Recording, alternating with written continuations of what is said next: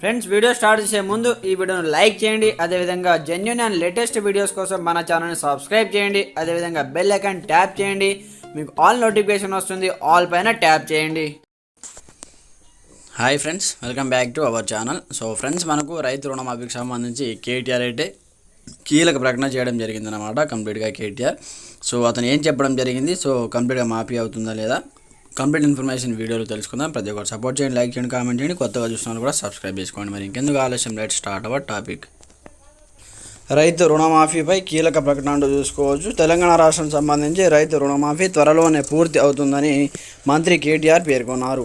రుణమాఫీ కోసం 20,000 కోట్ల అవసరం కాగా 13,300 కోట్ల రుణాలు మాఫీ అయ్యాయని చెప్పడం జరిగింది. త్వరలోనే మిగతా 6,700 కోట్లు మాఫీ అవుతాయని సిరిసిల్లాలో పార్టీ కార్యాలయ ప్రారంభోత్సవ సభలో వ్యాఖ్యానించారు.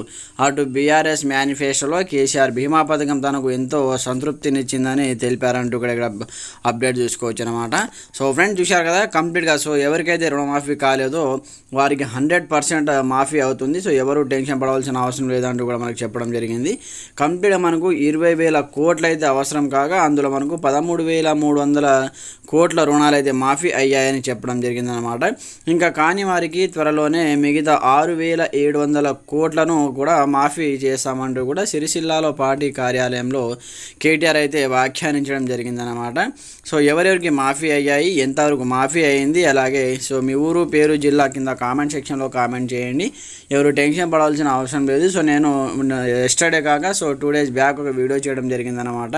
సో ఎవరు టెన్షన్ పడకండి, ఎన్నికల కోడ్కు అలాగే రుణమాఫీకి ఎలాంటి సంబంధం లేదు అని ఆల్రెడీ చెప్పడం జరిగింది ప్రభుత్వం. కాబట్టి సో ఎన్నికల కోడ్ వచ్చినా కూడా మీకు సంబంధించిన రుణమాఫీ డబ్బులు ఎక్కడికి పోవు. మీ డబ్బులు మీకు ఆల్రెడీ రుణమాఫీ డబ్బులు మీ యొక్క ఖాతాలో జమ కావడం జరుగుతుంది. ఎందుకంటే ఆల్రెడీ మేము రిలీజ్ చేయడం జరిగిందనమాట. సో కంప్లీట్గా 13,300 కోట్లను విడుదల చేశాము. సో రైతుల ఖాతాలన్నీ కూడా చెప్పడం జరిగింది.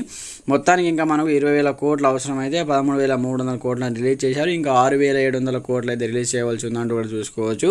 అయితే కంప్లీట్గా సో చాలామందికి సో రెండు అకౌంట్లు ఉంటాయి. సో మీ యొక్క క్రాప్ లోన్ సంబంధించిన అకౌంటే కాకుండా మీకు సేవింగ్ అకౌంట్లో కూడా చాలామందికి డబ్బులు అయితే జమ కావడం జరిగిందనమాట.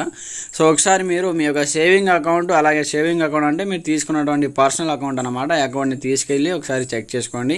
చాలామందికి సేవింగ్ అకౌంట్లో కూడా డబ్బులు అయితే జమ కావడం జరిగింది. అలాగే క్రాప్ లోన్ సంబంధించి అకౌంట్లో కూడా జమ కావడం జరిగిందనమాట. ఒకసారి మీరు 2 అకౌంట్ తీసుకెళ్ళి ఒకసారి చెక్ చేయించుకోండి మీ యొక్క బ్యాంకులో. సో మీరు ఏ బ్యాంకులో అయితే డబ్బులు తీసుకున్నారో, క్రాప్ లోన్ తీసుకున్నారో ఆ బ్యాంకుకి వెళ్ళి ఒకసారి మీరు చెక్ చేయించుకోండి అనమాట. సో సేవింగ్ అకౌంట్ కాకపోతే క్రాప్ లోన్ అకౌంట్ కాకపోతే సేవింగ్ అకౌంట్ డబ్బులు అయితే జమ చేస్తున్నారు. ఇది ఒకసారి మీరైతే గమనించాలి. సో ఒకసారి చెక్ చేసుకోండి. ఎవరెవరికి మాఫీ అయ్యాయి, ఎంతవరకు మాఫీ అయింది, మీ ఊరు పేరు జిల్లా కింద కామెంట్ సెక్షన్లో తెలియజేయండి. Okay friends, thanks for watching this video. జై హింద్.